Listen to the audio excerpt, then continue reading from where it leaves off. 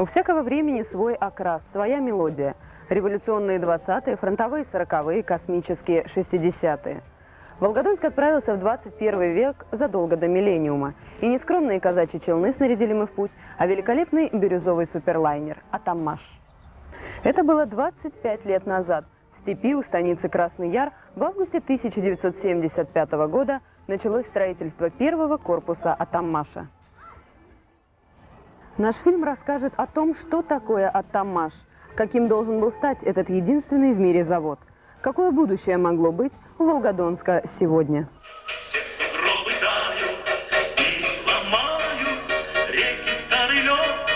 Рано или поздно люди вырастают. Вот и подошел он наш черед.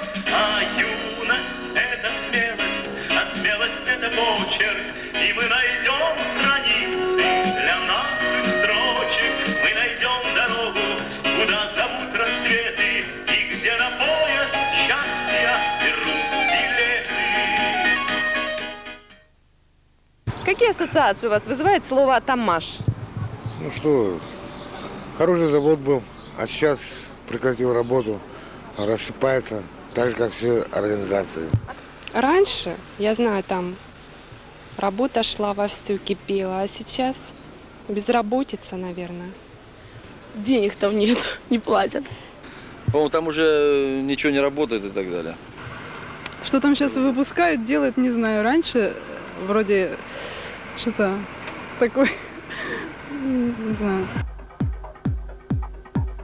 Если изучать время по газетным публикациям, в начало 80-х в Волгодонске время бурное, насыщенное событиями. За 5 предыдущих лет построен огромный завод, поднялся новый город.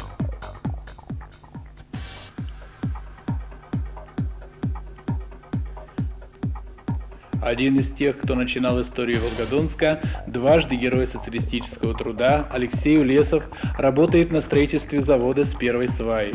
Цимлянская ГЭС – начало его трудовой биографии, а Атамаш – достойный финал славного трудового пути. Опыт ветеранов обязательно пригодится молодым. 17 апреля 1976 года строители начали заливку фундаментов третьего корпуса ВЗТМ. –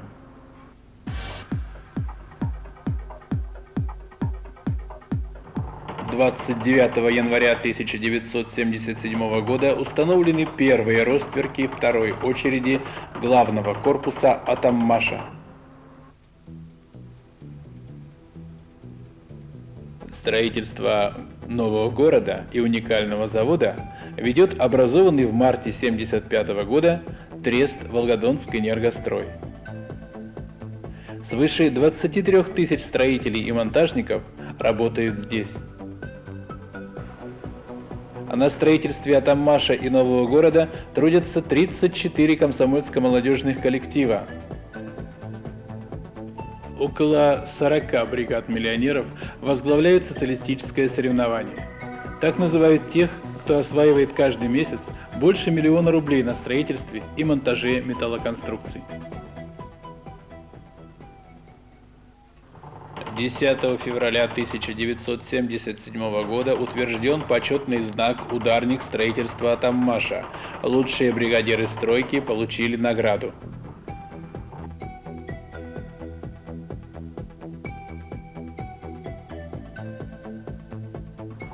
13 декабря 1978 года подписан акт приемки первой очереди завода «Атамаш» на 5 миллионов киловатт реакторного оборудования. Строительная площадка завода «Атамаш» около 600 гектаров, и везде кипит работа. Темпы строительства уникальные. Уже в 2000 году выработка электроэнергии на советских атомных станциях должна возрасти не менее чем в 5-7 раз.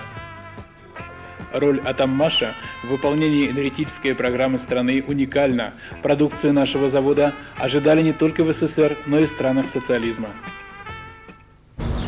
Газеты того времени были похожи на фронтовые сводки. Каждый день в течение нескольких месяцев журналисты отслеживали ход работ над первым Донским реактором, который должен был стать нашим подарком к 26-му съезду партии. 18 февраля 1981 года. Подписан акт приемки корпуса первого Донского реактора. Гори огонь, как Прометей, гори огонь, как Прометей, и для людей ты не жалей огня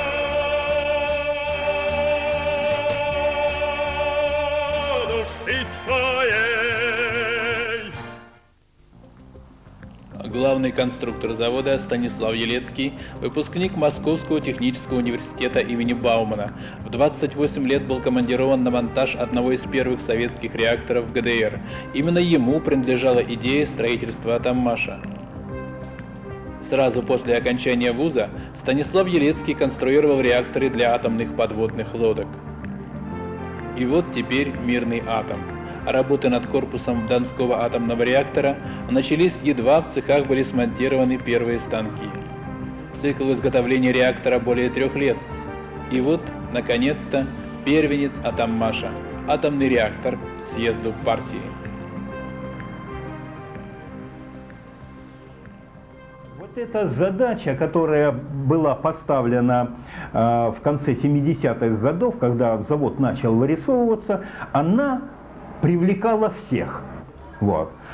Она привлекала государство наше, потому что так как государство вкладывало огромные средства и финансовые, так сказать, потоки вливало в Атоммаш, государство было заинтересовано быстрее получить отдачу. То же самое и для рабочего класса. Хорошая зарплата, внимание журналистов и начальства, ордена и медали в связи с окончанием работ. ЦК КПСС и правительство внимательно следят за стройкой на Дону. Их помощь решает успех строительства Ростовской АЭС, завода Атоммаш и города Волгодонска. Наиболее сложные вопросы решаются непосредственно на стройке, решаются оперативно на самом высоком уровне министерств и ведомств, под контролем заместителя председателя Совета министров СССР Алексея Константиновича Антонова.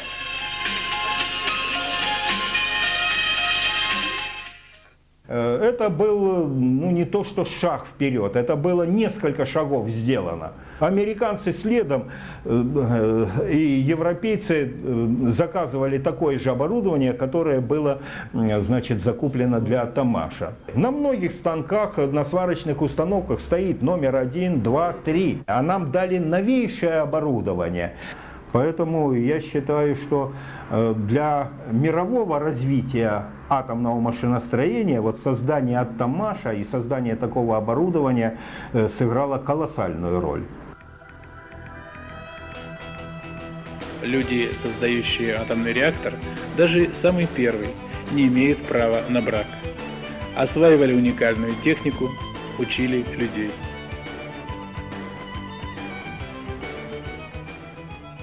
Рабочих, первые, тех набрали высококвалифицированных рабочих, были они посланы на Ижорский завод, на Подольский завод, и они там, на некоторые другие заводы, прошли практику при изготовлении реальных, с опытными людьми. То есть подготовка людей такая была проведена, большие затраты были на это дело. Первый реактор был готов в 1981 году. Это был, конечно, красивый реактор, хорошо сделанный, уже, хотя он очень нелегко дался. Корпус реактора, если без вот такого контроля жесткого, то он бы делался, наверное, за 6, может быть, 8 месяцев. А так его изготовление растягивается на 3–3,5 года. Первым директором строящегося завода тяжелого энергетического машиностроения в Волгодонске был Михаил Тарелкин. Потом многие годы он работал зам генерального директора по качеству. Михаил Федорович, какая была самая большая техногенная катастрофа? Вы знаете, вот когда такой вопрос слышишь, сразу напрашивается Чернобыль. Но на самом деле не это самая большая техногенная. Это действительно катастрофа и очень большая, но еще во много раз больше было в Индии, в городе Бхопале, где произошел взрыв на заводе по производству химических веществ. И, конечно, это была самая страшная техногенная катастрофа в нашем веке. А Чернобыль? Чернобыль, вы знаете, это тоже очень большая катастрофа. Но, во-первых, он произошел из-за колоссальнейшего беспорядка, который имел место на этой станции. Директор там культивировал беспорядок буквально, и он является очень крупнейшим виновником.